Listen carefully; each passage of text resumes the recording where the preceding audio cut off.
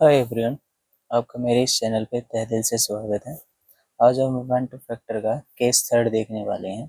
Case third वो है जिसमें जब भी कोई सोल्यूट पार्टिकल किसी पर्टिकुलर सॉल्वेंट में डाला जाता है तो उस टाइम पे वो ना तो सोल्यूट हमारा एसोसिएट होता है ना ही वो डिसोसिएट होता है। तो उस टाइम पे वन टू फैक्टर की वैल्यू हमारी क्या निकल के आती है?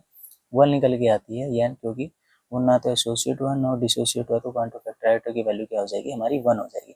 अब ऐसे कौन से कंपाउंड हैं जो हमारे ना तो एसोसिएट होते हैं ना ही डिसोसिएट होते हैं? तो हम वन बाय वन देख लेते हैं। सबसे पहले कार्बोहाइड्रेट्स, जो हम बायोमोलिक्यूल चैप्टर पढ़ते हैं उसमें जितने भी carbohydrates like glucose, starch, fructose या और भी हो सकते हैं आपके, ये सारे के सारे जब भी किसी पर्टिकुलर सॉल्वेंट में डिजोल्व किए जाते हैं तो ये ना तो एसोसिएट होते हैं ना ही डिसोसिएट होते हैं। ठीक है, तो इनके पॉइंट ऑफ फैक्टर वैल्यू क्या रहेगी? वन रहेगी। दूसरा केस हम देख लेते हैं, जो कंपाउंड हमारा यूरिया है। Okay, NH2 double bond O, NH2, ये यूरिया है। ओके, तो इसकी पॉइंट ऑफ फैक्टर की वैल्यू क्या रहेगी? वन रहेगी। ओके, थर्ड देख लेते हैं हम। हमारे जो कोवलेंट कंपाउंड है, कोवलेंट कंपाउंड्स में हमें सिर्फ एसिड और बेस को छोड़ के जितने भी कोवलेंट कंपाउंड्स है लाइक Br2, I2, टेट्राक्लोरोमीथेन, ठीक है, methyl chloride, methyl bromide, methyl iodide, ठीक है, and up to so on. ठीक है, इन सब कंपाउंड्स में मेन कॉमन क्या है? इनमें सब में कोवलेंट्स बॉन्ड है। ठीक है, जो भी कंपाउंड्स बने हैं, और उससे भी मेन बात यह है कि इनमें इलेक्ट्रोनाइट डिफरेंस क्या है? जीरो है। या आप कह सकते हो कि जो डायपोल मोमेंट है वो क्या है? जीरो है इन सब में। तो डायपोल मोमेंट जीरो होने की वजह से ये जब पर्टिकुलर सॉल्वेंट में जब इन्हें डाला जाएगा तो ये सोल्यूट क्या होंगे? ना तो एसोसिएट होंगे ना डिसोसिएट होंगे, जिसकी वजह से इनके जो वन टू फैक्टर आयोटा की वैल्यू होगी वो वन होगी। ओके ओके, फोर देख लेते हैं हम। जितने भी ऑर्गेनिक हाइड्रोकार्बन्स हैं, ओके, एग्जांपल के रूप में आपका बेंजीन हो गया या फिर कोई भी हाइड्रोकार्बन चेन हो गई, वो कितनी भी बड़ी हो सकती है हाइड्रोकार्बन चेन, इन सब में कॉमन क्या है? आप देखेंगे तो इनमें इलेक्ट्रोनेगेटिव डिफरेंस नहीं है।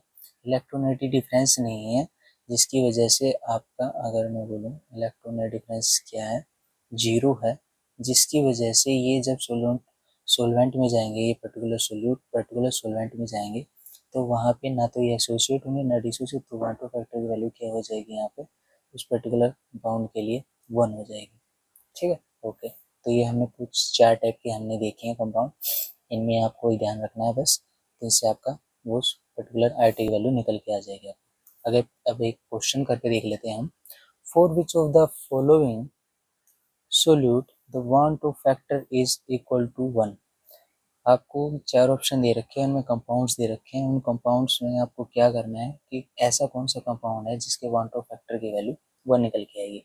ओके, अभी तक हमने दोनों केस डिस्कस कर लिए हैं, केस फर्स्ट भी केस सेकंड भी। ठीक है, एसोसिएशन, डिसोसिएशन, और ये लास्ट हमने जो अभी डिस्कस किया है जिसमें ना ही एसोसिएशन होता है ना डिसोसिएशन। तो इस हिसाब से हम ये चारों के हम वन टू फैक्टर की वैल्यू निकाल सकते हैं। ओके, पहले फर्स्ट वाला देख लेते हैं हम। सोडियम नाइट्रेट दे रखा है, तो जब सोडियम नाइट्रेट होता है, जब पर्टिकुलर सॉल्वेंट में डाला जाता है तो जब वो डिसोसिएट होता है, क्योंकि ये क्या है? सोल्ट है।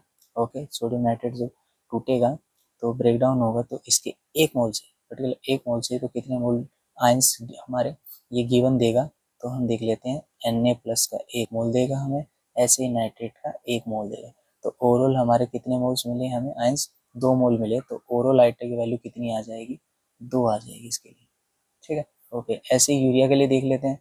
यूरिया हमने देखा कि वो ना तो डिसोसिएट होता ना एसोसिएट होता, तो वो एज इट इज रहेगा, जैसा वो स्टार्टिंग में था वैसे ही वो कंपाउंड में रहेगा।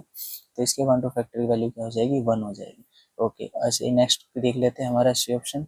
ये दे रखा है हमें कोऑर्डिनेशन कंपाउंड। कोऑर्डिनेशन में पता है हमें, कोऑर्डिनेशन जो स्फीयर होता है, ये वाला इतना पार्ट, ये कभी भी सॉल्वेंट में जाके डिसोसिएट नहीं होता, सिर्फ ये इसका आउटर पार्ट होता है। ये लेफ्ट में रखा हो केटानिक पार्ट, या इसके राइट में हो एनायनिक पार्ट, सिर्फ वही जाके क्या होता है? डिसोल्व होता है, वही ब्रेक डाउन होता है। बाकी ये कोऑर्डिनेशन एंटिटी हमारी ब्रेक डाउन नहीं होती। तो जैसे ये हम डिसोल्व करेंगे सॉल्वेंट में, तो ये हमारा कैसे ब्रेक होगा? 4K+, और उसके बाद ये बनेगा हमारा Fe साइनाइड 6 होल। इसके पास कितना चार्ज आएगा? प्लस का 4 चार्ज आएगा। तो हमें ओवरऑल अमाउंट कितनी मिली? 4 यहाँ से और 1 यहाँ से, तो टोटल n की वैल्यू कितनी मिली? 5। तो आइटा की वैल्यू कितनी हो जाएगी? हमारे पास 5 हो जाएगी, क्योंकि डिसोसिएशन केस है, आइटा डायरेक्टली प्रोपोर्शनल होता है n के। ओके, अभी हमारा डी वाला ऑप्शन बेरियम क्लोराइड, तो बेरियम क्लोराइड जब डिसोसिएट होगा, ये भी एक सोल्ट है तो ये डिसोसिएट होगा पर्टिकुलर सॉल्वेंट में। ओके, तो ये हमें देगा बेरियम 2+ और 2 क्लोरीन माइनस। तो यहाँ पे 1 है और यहाँ पे 2 है और ये हमारा केस डिसोसिएशन का है, तो यहाँ पे iota directly equal to n होता है, तो आइटा की वैल्यू यहाँ पे 2 और 1 मिलके 3 निकल के आती है। हमसे पूछा गया है कि कौन सा वन टू फैक्टर उस पर्टिकुलर सोल्यूट के लिए उसकी वैल्यू 1 होगी, तो हमारा ऑप्शन नंबर बी यहाँ पे करेक्ट हो जाएगा, क्योंकि इसमें यूरिया है जो वो ना डिसोसिएट ना सोट, तो इसकी वैल्यू 1 हो जाएगी। Okay, thank you.